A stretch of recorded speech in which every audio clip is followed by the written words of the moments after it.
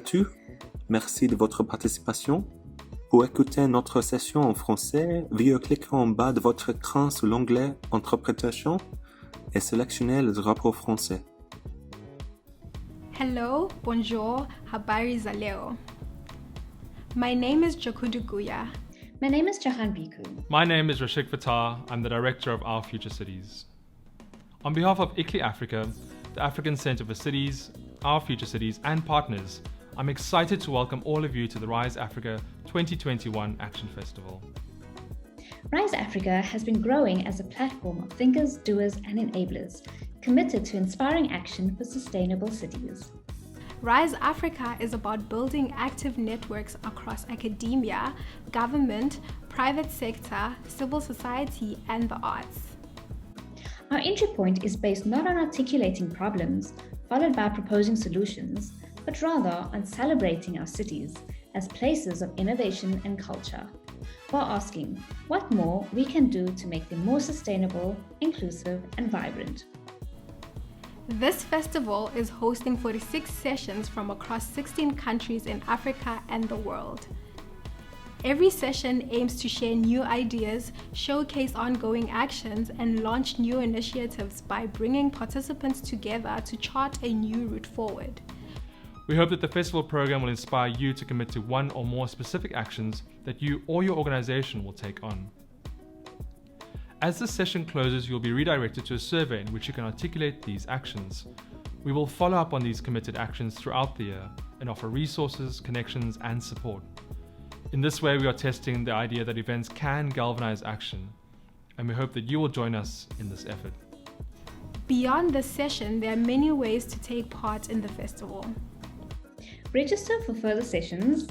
Vote for your favorites in the photo competition. Watch a variety of inspiring video provocations. Test your knowledge of African cities from our daily quiz. And listen and dance to the Rise Africa 2021 playlist. We hope that you will make all attempts to reach out to new people and build lasting connections. Before we begin, it is important to note that this session is being recorded and that by participating, you are consenting to be recorded. All recordings will be available on the program page after the festival. Creative expression is vital for creating new futures for our cities. So we invite you to enter the session in the spirit of creativity and dreaming.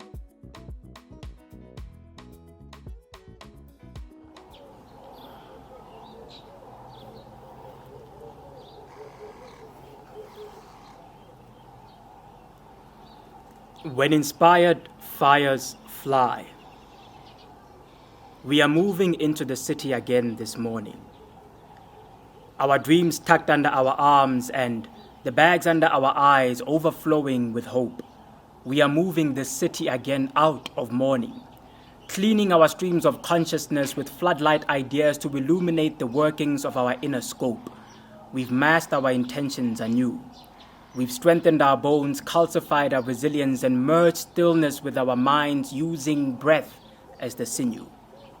We continue to forge a dreamscape across an arid land held hostage by reality. We are watering smiles into the cracks in the concrete. Reinventing laughter to sprout and fill the lulls in our conversations. Yes, our windows open towards brick walls, but our eyes are the source of sunlight. We are living temples of light, moving across the cityscapes, mobile street lamps, the reflection of the heavens we rose from.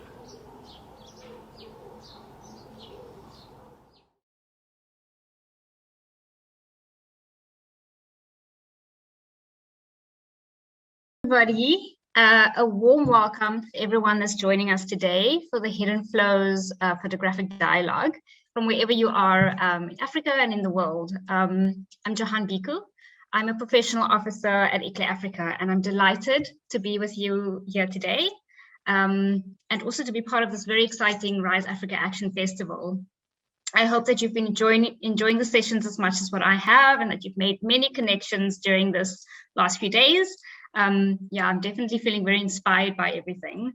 So today we'll be exploring our African cities. using photography and storytelling, and specifically through the Hidden Flows exhibition. So a little bit of background about the Hidden Flows exhibition. And this photographic dialogue is that it forms part of a broader research project on informality and urban metabolism. And it's run by the Stellenbosch University Sustainability Institute, the Kwame Nkrumah University of Science and Technology, as well as ICLEI Africa. And it forms under the banner of the Leading Integrated Research in Africa, or the LIRA 2030 project. So the intention of the Hidden Flows photographic dialogue and this study that we've done was really to understand how, or to use alternative mediums, in this case photography, as a way to really better understand our cities, as well as to invite voices and experiences of citizens and photographers across Africa to share their perspectives of their cities. And so during this process, we've found that photography has really proved to be an important and very interesting way to generate knowledge and data to understand how our cities work, but also to make visible the many ways and the processes and the way in which urban resources move through our cities, how they are accessed and by whom they are accessed and moved, as well as the processes and practices at play and potential impacts. And so this is especially important because many of these processes and the way in which this is done is informal, and these are often go unseen, but very important for us sustaining our cities. And so the insights gained from this process and from using alternative knowledge generation could really be valuable in developing policies and urban plans that lead to more sustainable cities. So the session, as I've mentioned, will use the photography and the exhibition as a basis to spark dialogue between our discussants as well as yourselves about what we see in our cities, and really engage with this medium. So the session is intended to be interactive, conversational. So I do encourage everybody to participate, to engage, to add your comments, to add your perspectives. We'd love to hear from all of you, and to really give your views on what you're seeing in the cities, what you're seeing in the photography, and what are the themes that emerge, and how can we take this forward. So just a very quick run through the structure. So we'll hear from a few of our discussants as well as the project researcher and project leader. So we'll hear from Sandra Boutma. She's the project leader and researcher on the project, who will really provide some background as well as an entry point for this discussion. We hear from Paul Curry, who's a colleague of mine, who will take us through some of the photographs, and then we'll engage with our discussants who come from various backgrounds, who are city officials, city leaders, researchers, artists, and storytellers, who I'll introduce a little bit later, and who will also share their perspectives on what we see and how we take this forward. We'll then move into breakout rooms to really engage and dig deeper into all of the photographs with you. And we'll then come back to plenary and discuss further. So without further ado, I'm going to hand over to Sandra, who will give us a little brief overview. Thanks. Thank you very much, everybody. Good afternoon. It's so lovely to see all of you joining this session today. So I'm giving a quick talk about Hidden Flows, which is part of a broader study looking at informal infrastructures in African cities, and our focus on Cape Town and on Kumasi. But what we noticed was that if we expand it further, we could actually capture other resource flows in cities across the African continent, which is what we did with this study. It's actually been exciting watching it grow over the years. Our main interest was about urbanization in Africa and how we've seen rapid population growth in urban areas. Actually, it's been projected that by 2050, we should have about half of the African population living in urban areas. And because of the way our urban cities are structured with limited resources and facilities, people are unable to access these, and there's a lot of insecurity of water, of food, and of energy, and of even transport. So we actually designed this study to visualize how these infrastructures, support the delivery of services within urban areas. And we wanted people to take pictures of how they experience these resources within their communities. So we collected the data between June and October 2020, and we used two main formats. The first was through Instagram, where we had a photo competition and people could post photos about water, food, energy, transport, and waste, and how they experience these resources within their communities. Secondly, we also commissioned photographers in 6 cities who also wrote about these same themes as they experienced it through the informal sector within their communities. Currently, we've been able to gather close to 1,000 pictures from all these sources through the Instagram and then through the commissioned photographers. And we're seeing an impact of these photos as we expected to see in discussions around circular economy and also in dialogues with city officials. What we've actually been able to do is that we've been able to exhibit these photos partnering with the nature of cities. So this exhibition is virtual and it's online and it's forever, and you can always have access to it. We were contacted last year by a photography student who was saying that it's actually being used to teach courses to photographers about circular economy, which was really inspiring.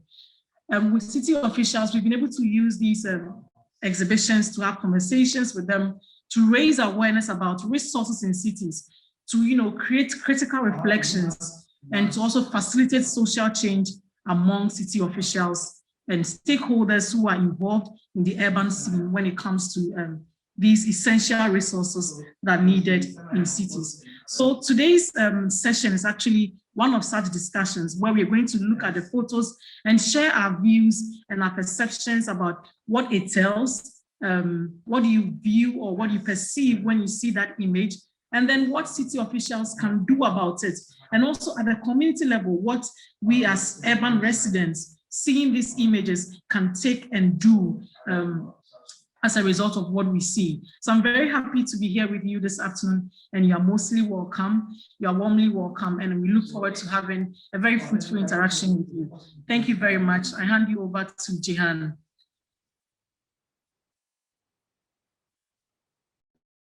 Thanks so much, Sandra, for that background. I'm gonna give it over to Paul, who would just take us through the mural as a basis, and we'll take that further. Thanks, Jahan. Thanks, Sandra. And a big thank you to everyone who's joined us in the session. This is a really exciting moment for all of us working on this, because the project just keeps evolving and evolving. Heather, whose image shows up and disappears a few times, was actually going to be joining us as the third city. So we had Kumasi, Cairo, and Cape Town initially, but unfortunately the project didn't work that way. But we're so glad to hear your thoughts here, Heather.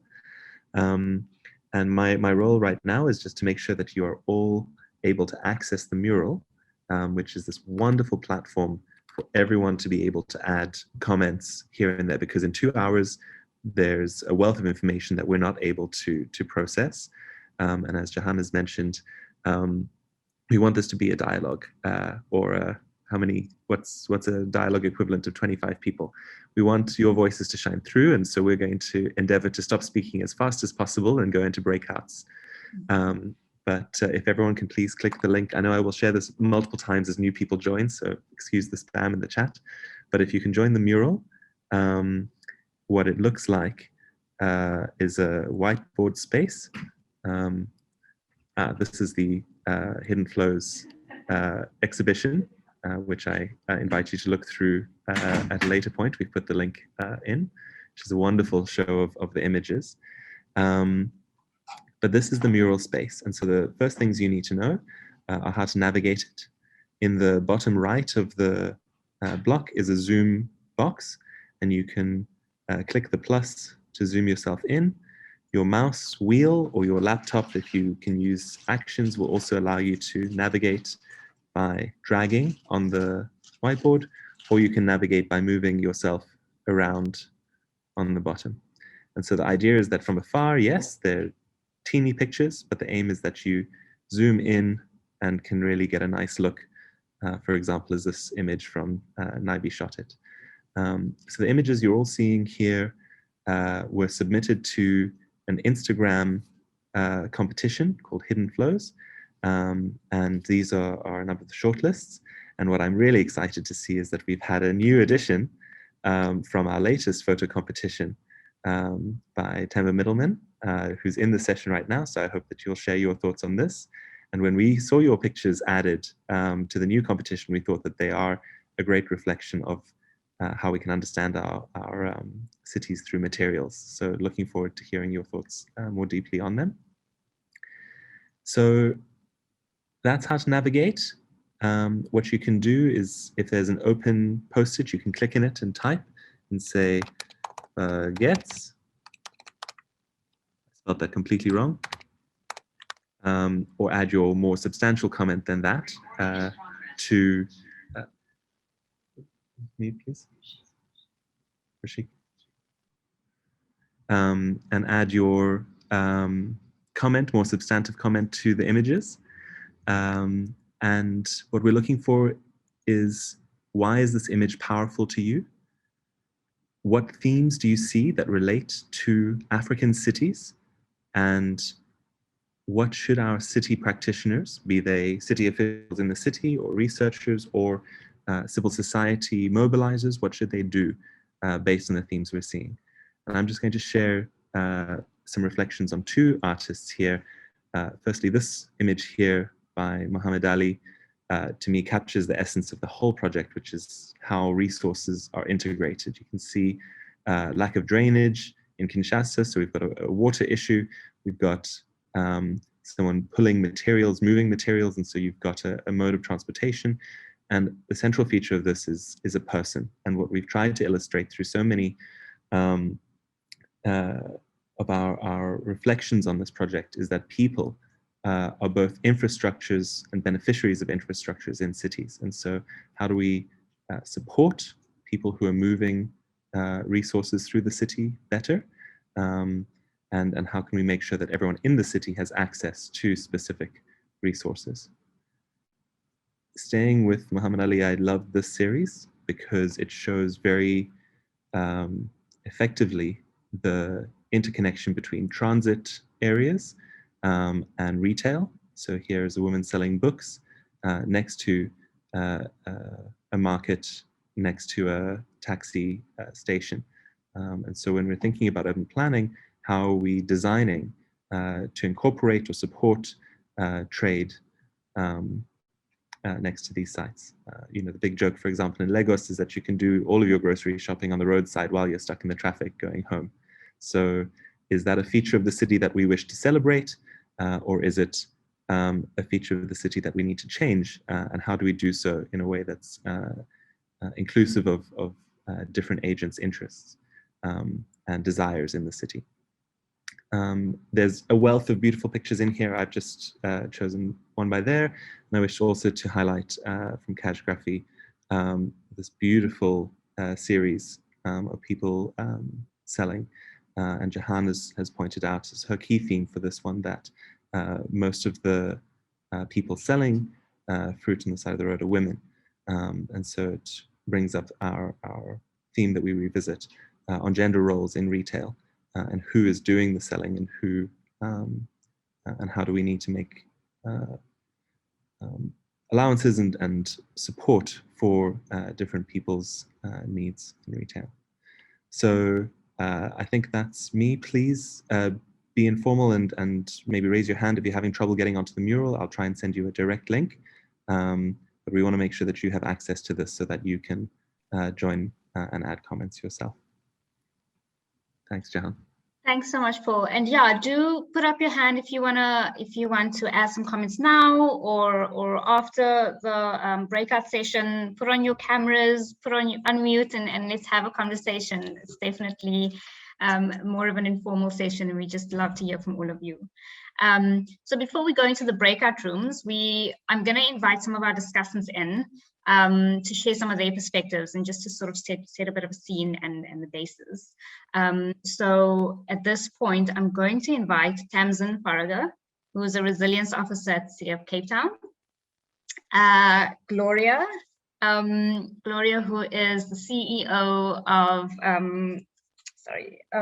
Ofori Municipal Assembly in Kumasi in Ghana, and Hiba Khalil, who is a professor in urban sustainability at the University of Cairo. And so I'd really like you to share some of your insights and your perspectives, having engaged with some of the images and the mural boards and the exhibitions, or the exhibition. What are you seeing? What are the themes that are emerging for you? And how are you engaging with this in your work, and potentially how we take this forward? I mean, yeah. Let me call him Tamsin first. Hi. Thank you so much. This is so much more fun than I usually get to have during my day. So this is awesome. Thank you, guys. When we were having a little brief chat before we started, I just said how it was a bit overwhelming, some of the photographs. They're beautiful images, but trying to pull out the threads that we need to pull out to discuss today was a bit of a challenge.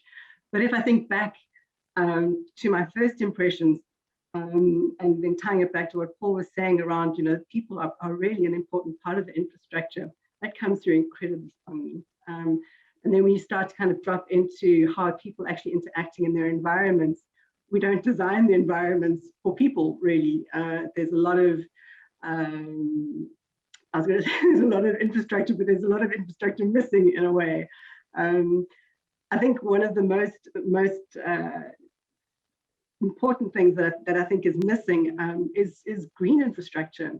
There are a lot of photographs of cars and buildings and people and lots of brollies and markets and stuff, but not a lot of trees, not a lot of quiet pause spaces. And I mean, these are cities, so we need to recognize that they're active, vibrant places. But equally, if we're talking about creating livable cities and climate adaptive cities, etc., not just from a temperature mitigation perspective, but also from, if we're looking at water, from creating green water sensitive cities, etc. You need your green to absorb your blue, you need to start to tie your gray, blue, and green together in a real way that then starts to manifest in your public space. And there's none of that really happening. So that for me was very interesting. And it's not, I don't think that Cape Town gets that right either. I think it's something that we all as city interested people, urbanists, are conscious of throughout our work. So that's me in a big nutshell. Thanks so much, Tamsin. I think next I'll call on Gloria. Gloria, would you like to share some of your perspectives? Thank you. Thank you, Jehan. It's great meeting you all here. Looking through the photographs, in fact, one thing comes to mind, that the problem cuts across countries. It seems the problems look the same everywhere. And what I've seen is that it is a clear indication that our planning is not people-centered. We plan, but we don't think about the people who are going to use those facilities. Looking at the market, looking at the station, you could see conflict, vehicular and human conflict, pedestrian conflict. You could see vehicular and traders conflict, which is not safe to the people using those facilities. So looking at the photographs and stepping back, I think that we have a lot to do, and such platforms will also help us share experiences and find a better way of addressing these problems, so that the people living within the urban cities will feel comfortable and go about their normal duties without having any challenges with the kind of infrastructure that we've put in place. That is how I see the photograph. And I want to thank Rise Africa in the sense that these photographs put together just brings such some point. In fact, it gives you the idea of what is going on across African countries, which is not good at all, and it needs urgent attention. Thank you. Thanks so much. Heba? Thank you, Jehan. It has been a very interesting experience to look at these photos and going through the narratives that was written about these photos on the website. And I think for me, as both a researcher and an urbanist, a practitioner, A couple of points really, yeah, I mean, they capture my attention. First is when I looked at the food markets, or I mean the food stalls that appeared in Cairo because of the COVID and the change in the regulations of the lockdown and so forth. And I see this across also into other parts like the lake in DRC in Congo. The idea that we have a problem or a gap in the infrastructure for whatever reasons, whether it is because of the design itself, of the planning, or of catastrophes that happen. And these gaps are always filled by informality. So I think this was one of the main points I find, that always informality fills the gaps, the existing gaps. The second is very interesting for me, how you can say that there is a social capital flow, or a flow of social capital. This is embedded within the people they are dealing with each other, the reciprocity, the relationship between different groups. And this is also very apparent in across Africa, that this idea of mutual benefit people are very apparent in these photos, and this is a manifestation of social capital, how this relationship allows such flows, and not only the material flows or the resources, I mean the water, the energy, none of these would be possible without the social capital. Also, another thing is, should we, because I think one of the questions you wanted for us to address, what should be done in that sense. So a lot of our work is, as researchers, is always if we have like waste, what should we do with this waste? If we're talking about the plastics in Uganda, and should we address trying to find value for the downstream, or should the question be rephrased to how can we cut down on the upstream? So how we cut down the production of plastics, trying more alternatives. We're not into research into that sense more, and I think this is a gap also that we should be looking, and it's again apparent across different examples. My final point is, of course, that specifically for the DRC, the lake, the boats and the lake in Bukau, if I pronounce it correctly, I hope. It shows how much the city, or what we call is the city and its hinterlands. So what are the relationship between what you call as urban concentrations versus what we call researchers or operation landscapes? And I hope the terms used by Neil Brenner of what are the surrounding landscape that actually make the city work. And also, without this relationship, this reciprocity between the city or the urban area, the concentrated urban area and its hinterlands, both worlds will fall if this relationship is not maintained. Thank you very much for this opportunity. I think the diagrams are a universal language, of course, and they show similarities a lot different across different geographical locations, economies, and even social strata. Thank you. Thanks so much. That's I think all of you really like made such a good connection between and I suppose how those images and the photography has really shown the connections between these different aspects of urban life. And how, for example, Tamsin mentioned the green infrastructure and how we need more trees to create livable spaces. And I'm also just thinking around public space and how we treat public space in African cities. And what is public space? Public space is in our markets, it's in the roads and in the streets, and how these connect to our economy quite well. Also the connections with social capital, and really how people and their interactions are sustaining each other and the city, and how we need that. We need those social networks to be part of the city, and really how, like as Heba mentioned, informality that plays such a huge role and fill such a huge gap in sustainability, and having these photographs really recognize these themes that come through. And so I want to call on David Maddox, and David is the director of the Nature of Cities, and to speak a little bit more about visual arts and storytelling to really tell more stories of our cities and how this impacts or influences urban change. David, over to you. Hi, everybody. Welcome. Hello from New York City, where it is a beautiful late spring morning. Photography is a remarkable form. It occupies a space that crosses all the way from art to documentary, and every place in between. In that sense, it is a tool that can speak in many different languages. It can speak in many different forms. It can speak in many different emotions.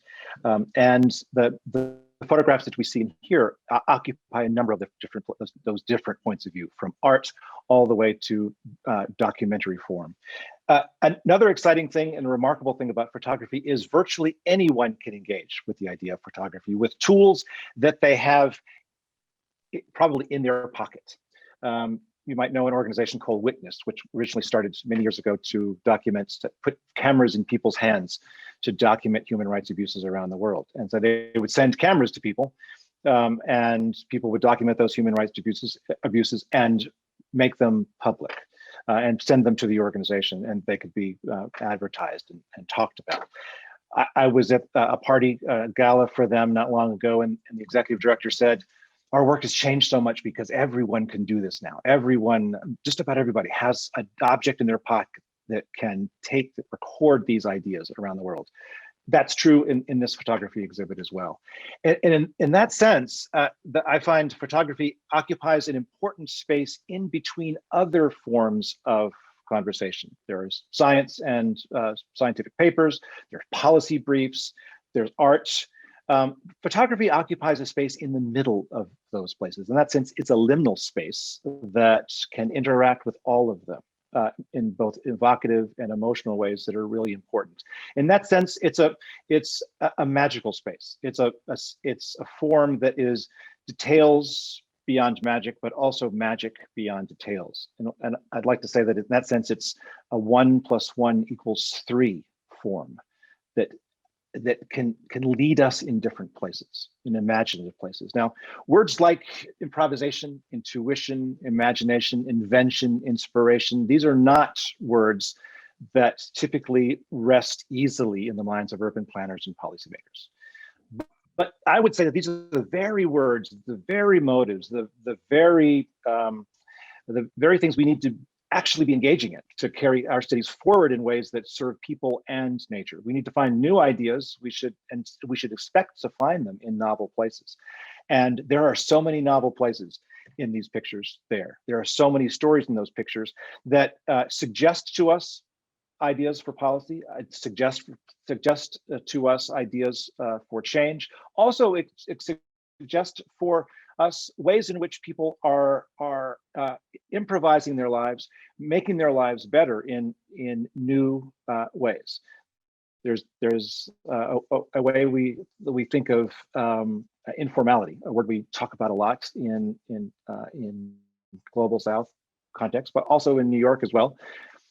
We often use that word pejoratively, but it's also we would think of informality as a way in which we see people putting their lives together in unusual ways to make their lives better, with ingenuity and purpose. That's also documented in these photographs.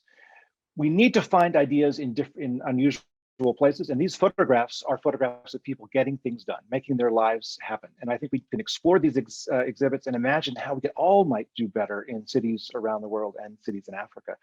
And maybe we can, through these photographs, we can help planners and scientists and each other understand both the challenges and the celebrations of the cities that we live in today. Thanks for having me. This is an exciting project. Thanks so much for that. That was very insightful, and I think it's really important medium. It's really balancing and bringing together this, how we collect data in our cities and how we get to know our cities better, and that quantitative and the more scientific data with the qualitative and more, the softer data, and how these really bring so much different kinds of knowledge to the table that can really inform how we make our cities more sustainable. And I think that's sort of the really exciting part about this project, and how we can see that really through these photographs.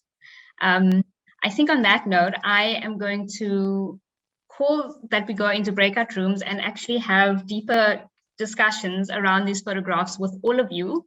Yeah, I think that's the next step. That's the next step. Just to let you know, if you're viewing the Zoom in gallery view, you get to see the wealth of people involved. So just a shout out to Carmen and Chris, who have helped as our curators, and we'll hear from them after we're back from breakouts. So at this moment, if there's anyone who's had difficulty getting onto the mural, maybe just voice that now. Be welcome to turn on your audio and just let me know. Because we'd like as many people to be on the mural as possible, while so our facilitators can kind of let you go nuts on the mural and then to discuss what you've thought. Yeah, and maybe just to say, if anyone needs language interpretation, there is French interpretation on here. Yes, so but I we'll do that right now. So you must raise your hand or let me know, so that I don't put you in another room. Does anyone need translation to continue in French interpretation?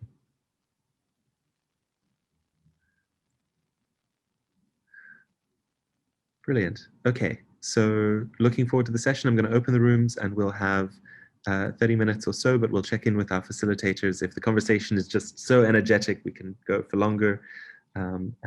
We'll see how it turns out. And then just a reminder to facilitators to click the record button so that our note takers can grab the nuggets from the conversations you're having. Thanks everyone, looking forward to your insights. Sorry, as you were speaking, the breakout rooms ended. So I apologize to facilitators if you were mid-sentence and participants if you were mid-sentence.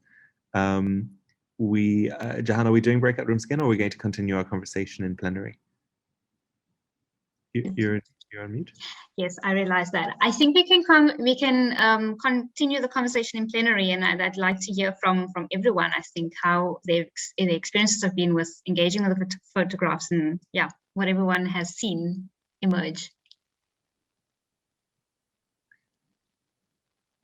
I think I'm going. Yeah, sorry. Go for it. I think I'm going to invite maybe Carmen to provide some of her sort of reflections as part of the project as well, and just, I suppose, during this discussion. Yes, thank you, Jahan and Paul and the whole team. Yes, I've been very pleased to participate in the curation of the online exhibition through the Nature of Cities, where I am an arts curator with Patrick Leiden. And what has been really moving and interesting as I was going through this process, and also today, is to witness how the multiplicity of voices is valuable, important for us to really get to comprehend, or at least a form of reality, of veracity of what a city is and what are the main realities there. And I think it's an invitation to also how can I say, like, value our personal way of looking at the world as something valuable, and to share it as much as possible. So I feel like those photographs are really gifting us with their perception, with their way of sensing, and they're also giving access to some realities that I think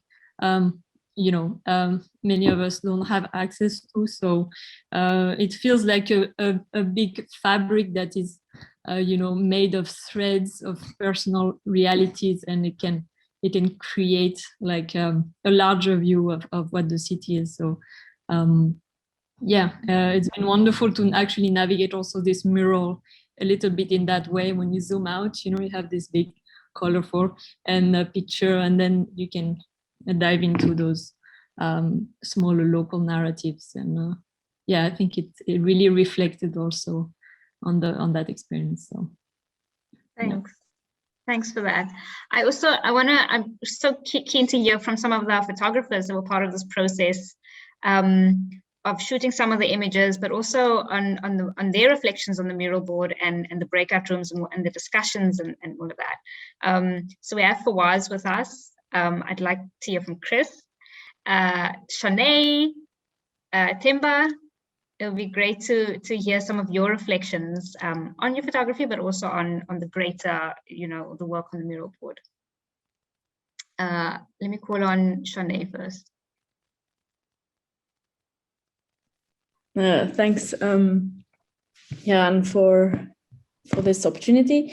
It was for me. It was a lovely experience to share my photos with on the panel, and obviously also looking at the other photos from different areas and different countries and cities that I've never visited. But someone also mentioned it before that many of these photos you can look at, and basically it could be anywhere in Africa, or it could be in any neighborhood for that matter. So for me, it's always interesting to see how you can bring art and science and all kinds of political sides to life together. And I think I think what I really enjoyed, a quote that David said earlier, is that that we basically putting our lives together, and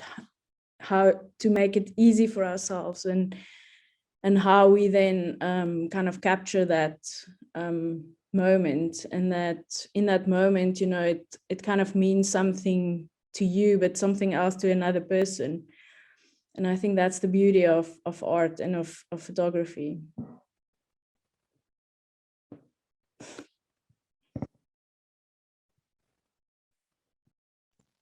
Thanks so much for that reflection. Fawaz, would you like to share some of your sort of insights and perspectives?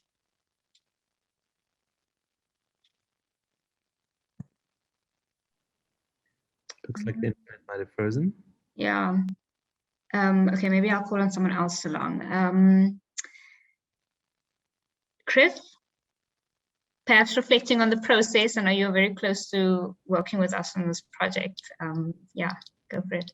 Yeah, so I completely echo a lot of the things already said, especially about seeing this show in the mural form. I think it's almost like it needed to eventually become that, because the form speaks so much to the message. For me, looking back on the process now, and again today, looking at the images, I think what really sticks with me is photography's ability to surprise, and in a way that I think links it to social research more and more for me in my head every day, because that's what we want at a research too, is to come with a question or an assumption and to test it, but to allow yourself to be surprised. So of course, each photographer had their own idea of what they were interested in, what they wanted to explore, and as the organizing team and the curators, we had some idea of what that might look like, what that might speak to, or how it would tie into the greater exploration. And what came back was so surprising. I mean, from Rehab's piece on the food carts, which was just, I think, visually so surprising to me in so many ways, and Esther, excuse me, having to encounter some challenges coming towards access to get onto the boats and things like that. It seemed to feed into, again, the stories that we're telling with these pieces, the challenges and the surprises, the ways we have to be open as a developing nation, and photographers and social scientists. Yeah, and I think unlike other forms of photography where they can often be much more planned, documentary photography reflects that surprise the most, because again, you can kind of imagine what you're going to a space to look for, but you're never going to really know. Everything from the lighting to the people and the stories are all going to be fresh and new for you. So I think that's something that really resonated with me. Yeah, so that's sort of what came for me out of it, is just how surprising and useful and how naturally photography seems to tie in to social research and really looking at cities from people's own perspectives, especially looking at methods such as photo voice and the photo competition that we had. Yeah. Thanks so much. And I would actually like to hear from some of our discussants, just maybe taking this further in terms of the discussion and the themes that emerge from the murals, but also and from this discussion in the breakout, but also sort of what does this mean for urban development and future planning, and how we, what we need to think of when we plan future cities and collect data and make it inclusive, and I think it'd be really interesting to hear some of your reflections on those. Yeah.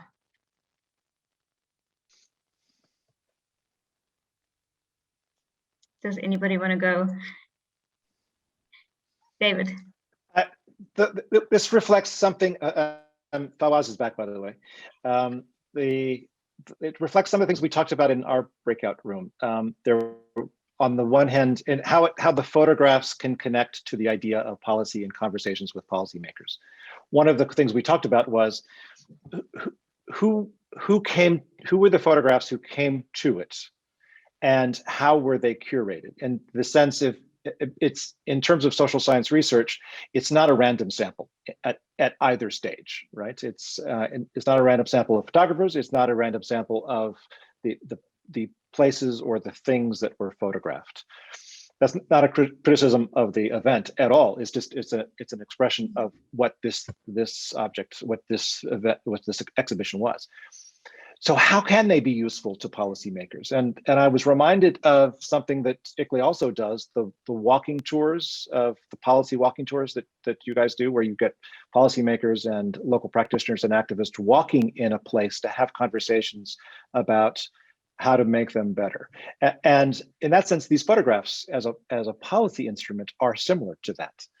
In the sense that these photographs are not meant to be a scientific representation of Africa. It's a vision of Africa. It's not the vision of Africa, but we can use those photographs as a table around which we can talk about specific things, and we could bring people around the table, policymakers, elected officials, whomever, and show a series of these photographs and it's an inspiring conversation about what we might do next as policymakers. Just like walking through a schoolyard might provoke better conversations about improving that schoolyard than if we had that conversation just in a conference room. We can actually see the things, and we can make reference to the things that we're seeing as a more vivid way to make policy, because it's actually grounded in the things that we're seeing.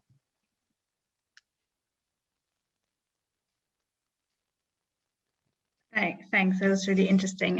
Does anyone else want to provide any insights, maybe some of the attendees, and just maybe something that surprised you or that really,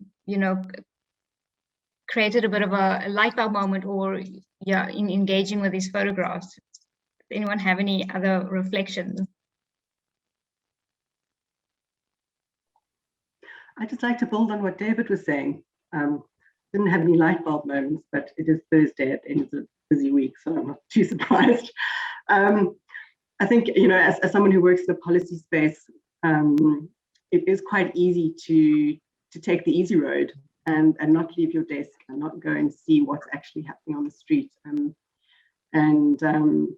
over the last couple of months, we've actually been doing walking meetings through the CBD, where we, as a group, walk through the CBD and look at what's happening on the ground. And it's been really, really interesting, particularly the nighttime one. I admit we didn't do a heck of a lot of walking, but we did a lot of looking and a lot of discussing. And I think, the photographs illustrate what happens on the ground. And I think there's a disconnect often between what you plan and what happens on the ground. And it's really important to constantly pull that reality in as a thread and a reminder that, it's not what we plan or what we design is not static. It has real outcomes, and people engage in a very real way. And people, Paul, I think I really like that point that you made at the beginning about people being an important part of the infrastructure. It came through so strongly in the photographs. And it came through in our discussion as well about how, when you look at a photograph of a taxi rank and there's just taxis everywhere, and you kind of look at it and think, oh my goodness, how are you ever going to find your way through? And it's like, oh, actually, the moment you enter that space, a person will say, where are you going? And they'll point you in the right direction. So it's those connections of people, infrastructure, that then starts to help the management of that infrastructure. So I think that was a nice way of looking at it as well.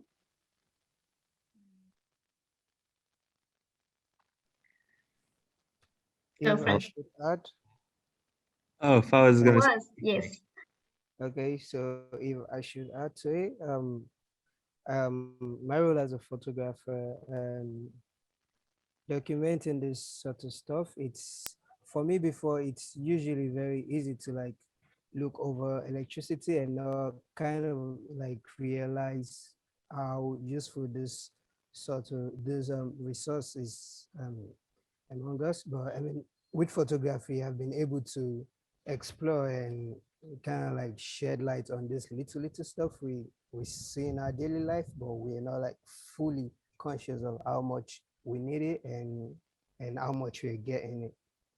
So, and I mean, my role as a photographer right from time is kind of like is always about documenting history or documenting our time to sort of give people in another time a sort of reflection of how things are during my period, and engaging myself in this sort of documentation of a resource like this felt like me documenting a change in technological advancement.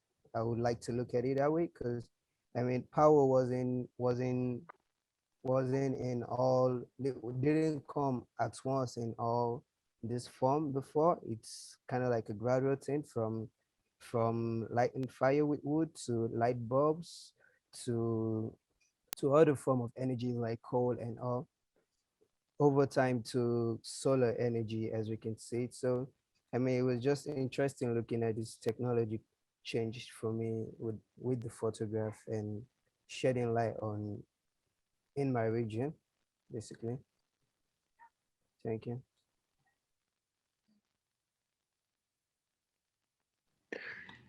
Yeah, and Fawaz, what struck me about your collection as well was that it was showing energy services as well. And so energy as an income and offering people opportunity to charge phones and to access energy in certain spaces.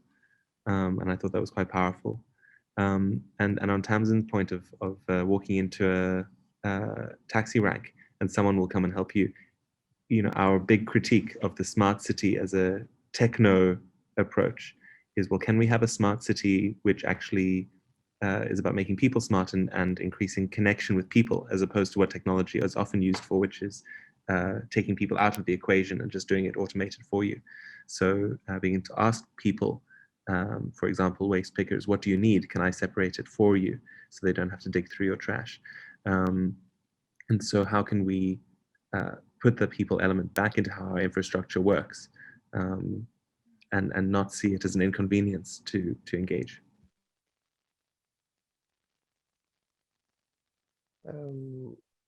I didn't get that, please. I didn't get that fully. Oh, it was just an addition to the conversation, not a question back, Fawaz. Okay. I have a comment that I actually want people's ideas on. So what we noticed was that when we did the first photo voice with these photos in the city, there were some tensions, because the officers saw these images and saw us as probably attacking them, the work that they do. So I mean, going forward as photographers and as participants of this forum, what would be your suggestion, recommendation for interacting with officers about these photos, number one, and encouraging them to do the work that they are supposed to do, that are humane, if I can say that. Yeah.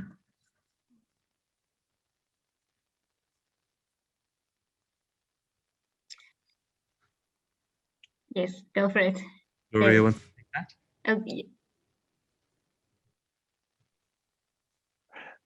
This is David. I would say in the conversation, would say one thing is don't attack them, and take those photographs not only as for the difficult things that they portray, but the remarkable celebratory things that they convey, and a sense that we're all in this together, and let's use these photographs as a forum for conversation, rather than evidence of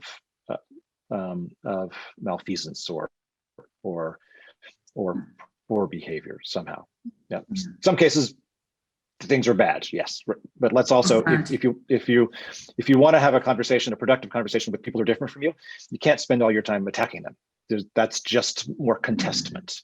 We actually need to use the photographs like this as a way to identify the things that we can work on together. And their vividness, Fawaz's pictures, for example, are essentially about connectivity. That's what he said. They're essentially about connectivity, cables, telephones, wires that connect to other people. And we need to use the photographs to actually reach out and find the things that we share, rather than all the things that are different from us. Thank you, David. I think the interesting thing about the photographs also, I think, and David touched on this, is just there's so much innovation on the ground. There's so much, when people, there's a need and there's a way to live and to make a living. There's that innovation, and it's really recognizing the good things, I think, that are happening as well, and that are really supporting our cities. And how do we support more of that and create more of an enabling environment through our policies, through our planning, to support those good things. I wonder if I know Gloria gave some really interesting insights just around road space and road safety. I'm wondering if you want to reflect a little bit on that, Gloria. Yeah, I was of the view that when I saw the photographs, looking at the way the vehicles are competing with space, with human beings and other trading activities, it means that there is a problem with our mobility in the urban cities. And this wasn't in one country. I saw a number of pictures which was not in one country. Even taking my country as an example, we also have the same problem here. And for that matter, I can say that our problems runs through. I mean, if you are talking about the Africa, what can we do? I think that we need to provide separate spaces for separate activity. Like the vehicles should get a separate space, the road, solely for the vehicles, and then a space for the passengers, a space for the cyclists, a space far away and convenient for the traders, so that we don't, interfere with each other's activity. And with this, I think we can also solve the problem of congestion in our CBDs, central business districts, when it comes to our urban activities. Until we do that, you will always see huge traffic jam on our roads, accidents here and there because of the way people are crossing vehicles at any time, at any point. Until we do these things, we will continue to have that problem. And I remember at the breakout session, we were saying even if we give them a space, am I sure people will not come back to sell on the road or by the vehicles? It all depends on the city authorities to enforce laws. Once you give them a space, what I don't agree is to say that they should move from this place without providing them any space for them to do their trading activities. But if you want to solve the problem, then there is the need for the city authorities to provide them a space where they will sit and sell. And when you give them that space, that is where you have to enforce that everybody should sell there. And then when somebody is in a vehicle traveling and the person wants to buy something, the person will turn around, the person wouldn't see anybody on the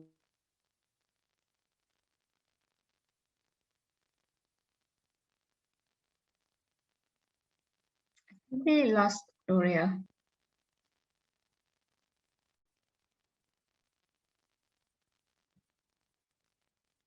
My one question is, how do you get around the human realities that people are going to cross the boundaries that you've created so meticulously, so we can create separate space for everyone? And how do we ensure that, how do we support people to cross those boundaries safely, to not have boundaries in the first place?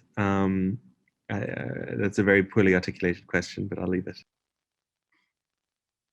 Chase, you've got your hand up. Yeah, thanks. I just wanted to add on to that because I thought that what the images did a fantastic job of depicting was how people were still achieving everything they needed to achieve despite maybe the lack of infrastructure or what had been provided. And so I think to get a more functioning urban environment or just meso environment, any environment where there are humans and individuals involved, it would need to be designed and administered, of course, but largely designed in such a way that people are still able to do what they are going to be doing anyways. It's just about facilitating that. So people are going to be approaching the markets where they can earn economic livelihoods, wherever those markets may be. Now, that'll be within reason, and they won't be able to achieve sales and to reach every type of market depending on the limitations that there may be. So we saw in the images a lot of primary goods being sold and primary functions being accomplished, a lot of food, a lot of very simple lo-fi entertainment in the form of books as well, energy and transportation largely at a smaller scale. But we also didn't see, because of either what the artists were aiming to depict or what the audiences were thought of as expecting, we didn't see a lot of higher level functions. So we didn't see a whole lot of education, for instance, but we know that that's still happening. Now, it's likely happening somewhat informally and not uniformly either. But if it is basic and if it is primary, it is still going to happen. So how can you make what is going to happen, no matter what, be more fluid and be more productive for every member of the city? That's the question that I think these photographs raised for me, at least one of them at least. Thanks. Oh, sorry. Can I just comment on what Chase said, or? Okay. I just wanted to say that I think that there's quite a broad range between having a separate structure for different activities and then not accommodating it at all. And just on your point about flows, I just really want to echo that, because I think that it is a lot more work. And I think the comment that Tamsin made in the beginning, that temptation to, as policymakers, to not really engage with how things are turning out on the ground. There's a lot more work, I think, that, and I'm just saying that it is a lot more work. I'm just putting that out there to actually design from that basis of understanding the process of what actually people need from the space. And then designing affordances as opposed to things that you perceive as final answers. So focusing on spaces that can evolve as needs change, focusing not on prescribing the way something should be used, not from designing from the perspective of prescription, but rather from designing from the perspective of affordances. I think that that's something that that really, when I look at these images and even consider my own research, I'm getting more and more passionate about engaging some of the issues that have been highlighted from that point of view. Just that there's this huge scope between not having anything provided and then separating things into sort of very cemented containers of this is happening here and this is happening there. And I think that work in terms of that spectrum is exactly the sort of thing that policy and just people involved in the built environment can start to engage with.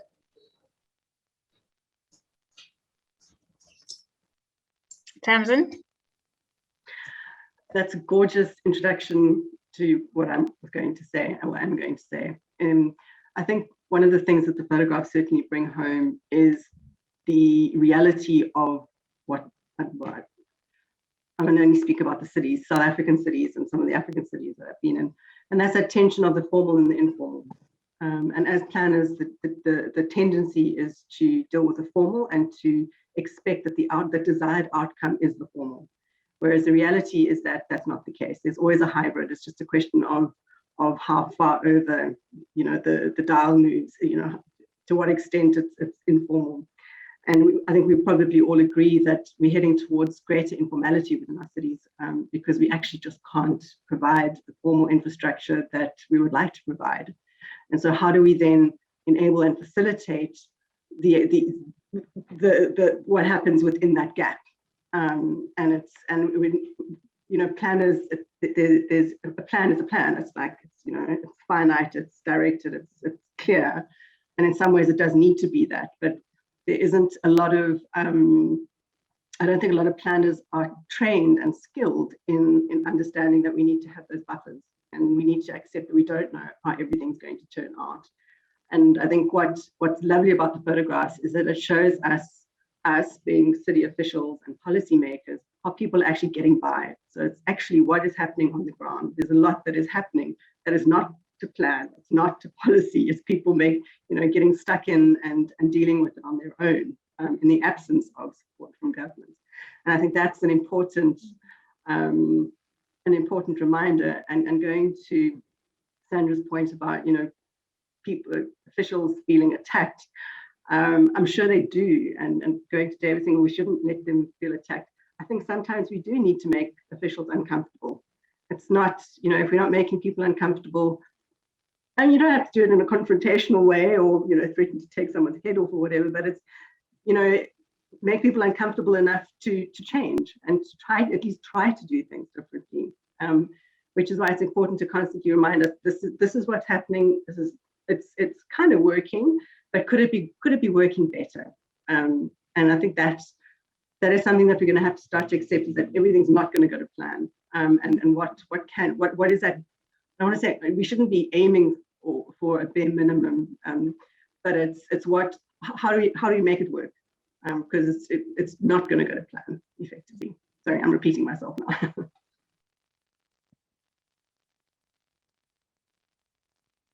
That's very interesting insights. I see David, you unmuted. Would you like to? Yeah, I'd like to riff on something Tamsin just said. I think maybe there's something valuable. There's lots of informality that happens. That it's not all bad, right? It's not all some giant mess.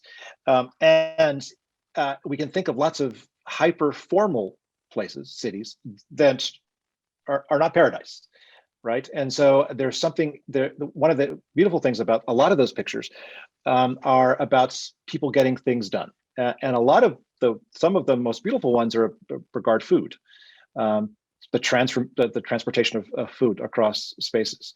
They are about economies, they're about transportation, they're about people making a living. And one of the things we might think of in terms of making urban policy both in conversations like this, but also in a formal sense, is distinguishing between the different elements of informality, some of which we need to change because they're actually dysfunctional and bad for people, and some of which are functioning just fine, and we can leave them alone. So we don't have to think of informality as a monolith that needs to be changed or ignored, one of the other.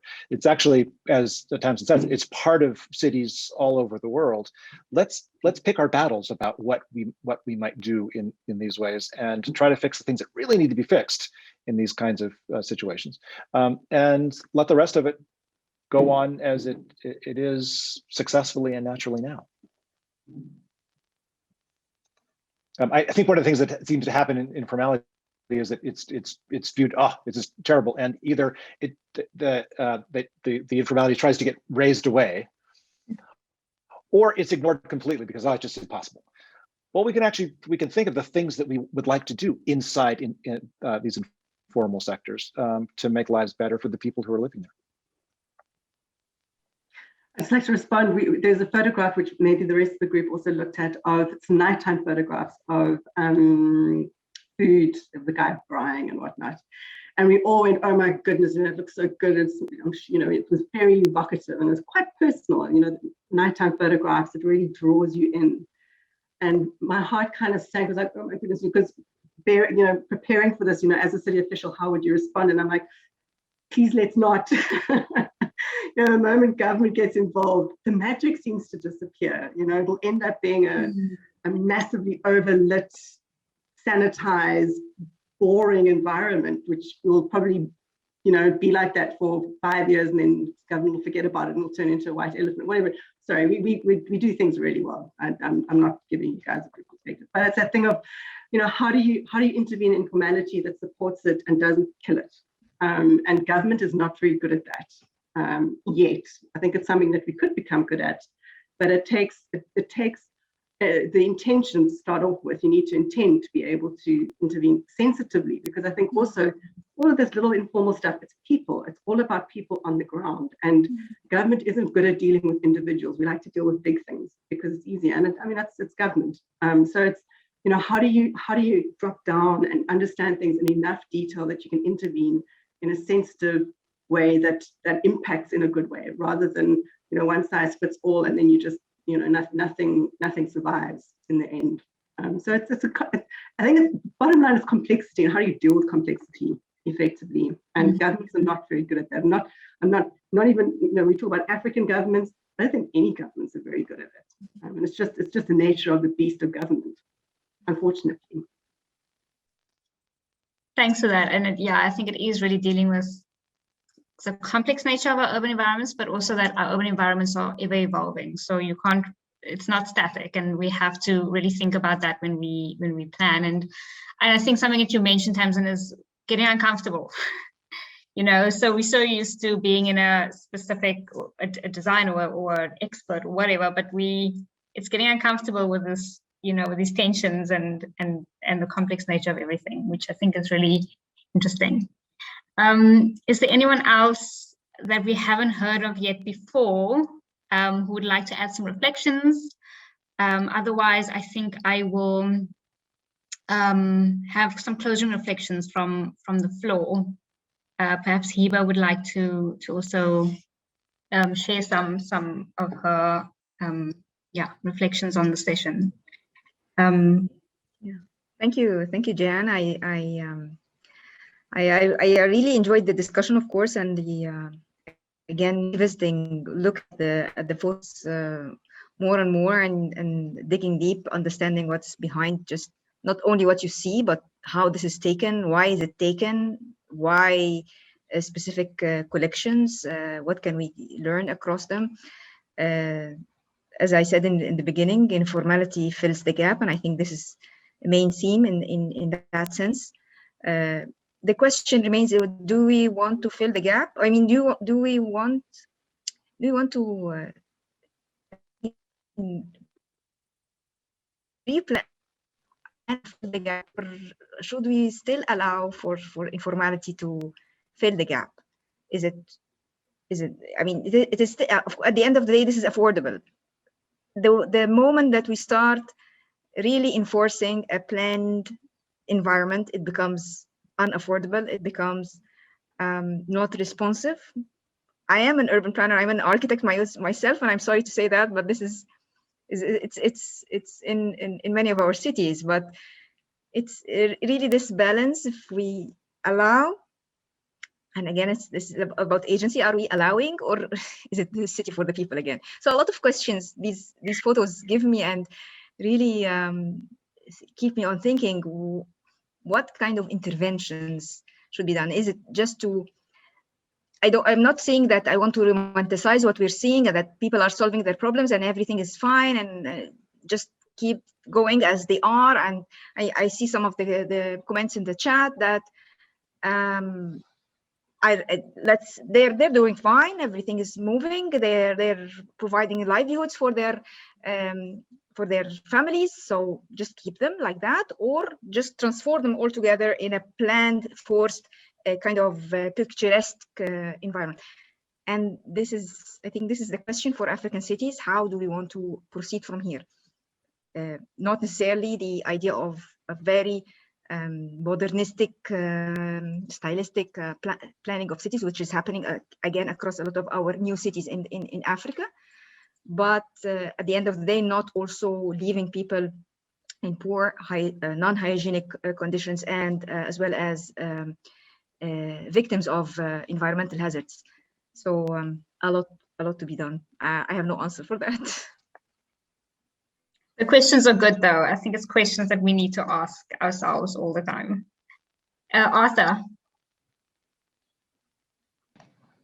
All right, thank you very much, and apologies. I think I'd let Paul know that I wasn't going to be able to fully participate initially, but I've been listening, and I just started typing and just listening to Heba's position.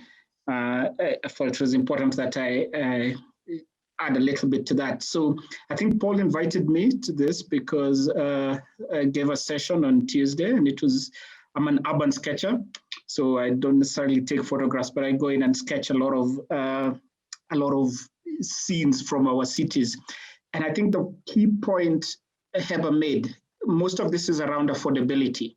So I was typing in the chat when she was mentioning this, so I felt, even as we speak about informality, a lot of these places actually have a lot of levels of formality, just that there's a cheaper form of formality. They're not necessarily maybe going through all the separate hoops that you'd need to go to around licensing and all that, but they actually have formality. So you have several people who actually rent those spaces.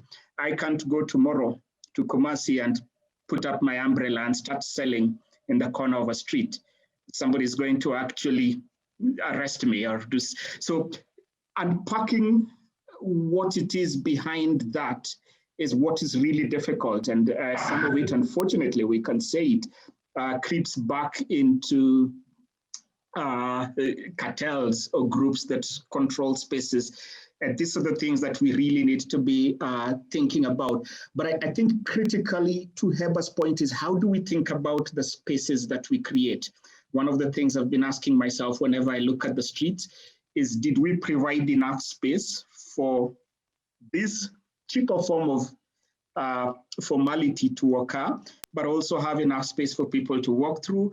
And still critically, for me, is really to, I think, to Masid's point around street trees, for example. Can we explain to everybody the value so that all these things can then occupy these spaces? So it's really a question for us about accepting, I think, to Ed Glazer's point in Triumph of the City, that cities don't make people poor. Poor people come to cities to look for opportunities, and we really can't stop them from doing that. How do we provide the right opportunities while especially looking at safety, sanitary facilities, but also clearly indicating that at some point there's going to be a transformation around these places? The answers are not simple and they're not easy, but I guess that's exactly why we're having this sort of conversation, so that we keep trying to unpack them and figure them out. So, yeah, Thanks a lot. Thanks so much for that. I've seen your work, Arthur, in the course session, and I think it's so beautiful, and it really captures the vibrancy as well that we see in spaces in our cities, and I think we need to keep that. We need to keep that vibrancy alive and support that even more, because I think that's what makes really African cities so beautiful. It's just that energy. So we need to keep that alive. Anyone else want to add some more reflections to this really interesting conversation? I see quite a bit of comments coming in.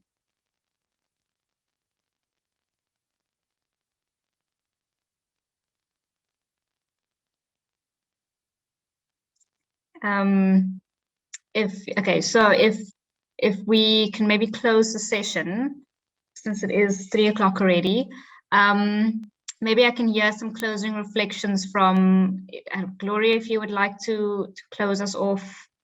That would be amazing. If we're following our correct protocol, Gloria, you should have the last word. So may I offer David and Tamsin and Heba and Sandra a minute each if you desire. Yeah, thank you. Thank you, Paul. It's been a very interesting discussion, and I think the photographs have also portrayed the issues. Oh, you're on mute. Gloria, you're on mute.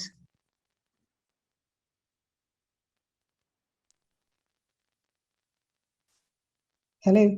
There we go. I can hear you. Yes. I was saying that it's been interesting, but the photographs has given us more understanding how the problem is. You can understand the problems better. You appreciate the issues as it is, and it gives us the passion to find ways of addressing these challenges in our cities. I'm looking forward to see such of this engagement for better solution to the problems that we are facing today in our urban cities. Thank you, and nice meeting you all. Excellent. Thank you, everybody. Thanks, everybody. Bye. Thanks. Thanks, guys. Thanks, Eva. Bye. Bye.